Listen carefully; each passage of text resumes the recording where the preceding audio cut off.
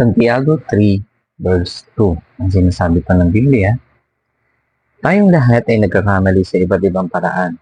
Ang sino mang hindi nagkakamali sa kanyang pananalita ay isang taong ganap na marunong at magtigay sa sarili. Mga kalingkod, ito po yung pinapatukuyan na kung ano po yung nilalabas ang ating bibig ay yun po yung magiging basihan kung ano po yung nilalaman ng ating mga puso.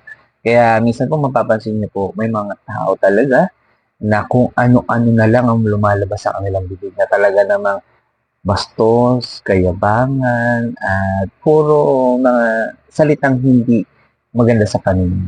Diba? Ang isang tao daw na nagkokontrol sa kanyang sinasabi at kaya niyang isipin muna bago niya sabihin, isa po siyang marunong na tao or nagpipigil sa sarili. Ibig sabihin, ang tao na to, isang tao na pinangungunahan ng ating Panginoon sapagkat ang Panginoon Diyos ang siyang magtuturo, magsasabi, at siya yung magtuturo sa atin kung ano ba yung mga dapat natin sabihin. At siya rin yung magtuturo sa atin na dapat muna natin isipin yung mga bagay bago po tayo magsalita or bago natin sabihin yung isang bagay. Kasi magkakaroon tayo, wag na sa Panginoong Jesus po tayo at nagpanginoon tayo sa ating buhay, kung ano man ang sasabihin natin, laging dadaan muna sa isip yan dahil alam natin kung tama ba o mali.